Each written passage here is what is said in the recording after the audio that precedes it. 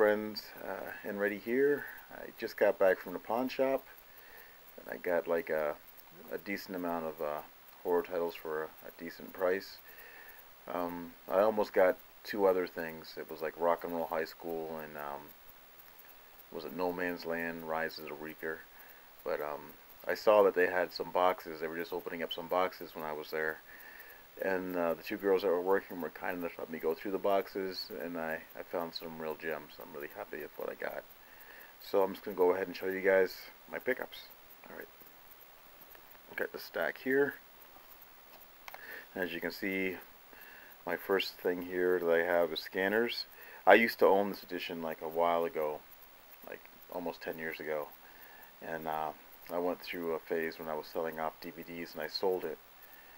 And then sure enough it went out of print, and I just saw on the Scream Factory website a little while ago that they were trying to get the rights to release this on Blu-ray, and then they couldn't get the rights for whatever reason. So instead they're going to release Scanners 2 and 3, which I'm not really big on. I'd rather it be the original Scanners, but you know, what are you going to do? I don't think I'm going to buy those when they come out unless it's a 2-pack, but I think they're going to get separate releases. So there's the back. Let's open this up, and there's the inside artwork, which is kind of a weird picture there of a guy with no eyes. Alright, so my first pickup is Scanners. Next we have David Cronenberg's second movie, Rabid.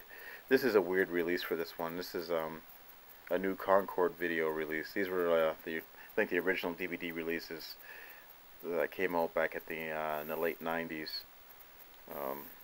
I really don't like the artwork for this one. This was an ex-rental copy.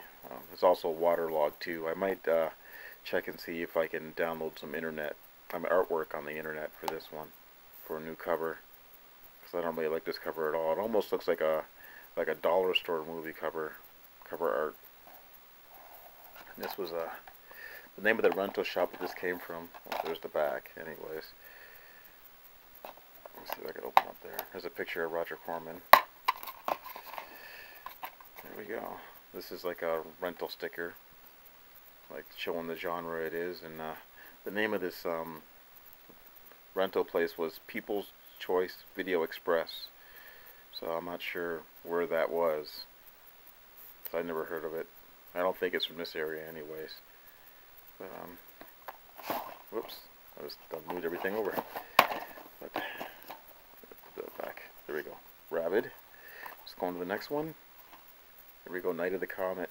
I'm really excited to find this one. I realize that Scream Factory will probably be releasing this title within the year, but I'm not really big on this movie enough to really pay good money for it. I only spent $2 for this one, and for some reason on eBay a lot of people are selling off their copies, but they're wanting like a fair bit of money, and some people are actually bidding on this. Like, you know, I've seen the prices go from like $25 to like $50 for this thing right now, which is going to be funny because at the end of the year when that Scream Factory release comes out, this release isn't going to be worth anything at all. But I figured for $2, you know, this edition is good enough for me. I probably won't upgrade this one to Blu-ray when that release does come out. So, Good Night of the Comet. This one I'm kind of excited for. This one's going for a decent amount of money on eBay, and it's Squirm.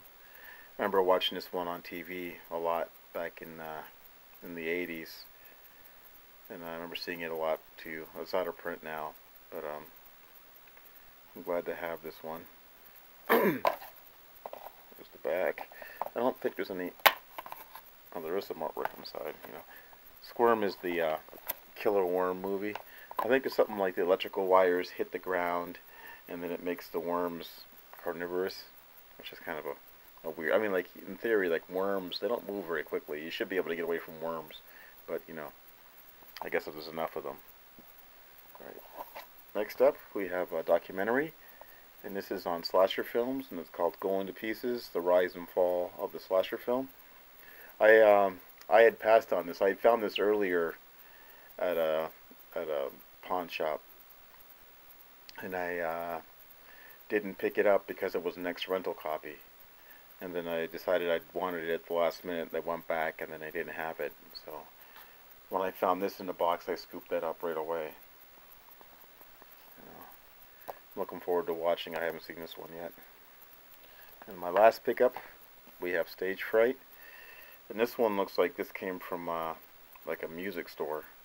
It looks like the name of the store was Music Recycler. So somebody originally paid $8 for this, like $7.99, and they pawned it off. I haven't seen this one since the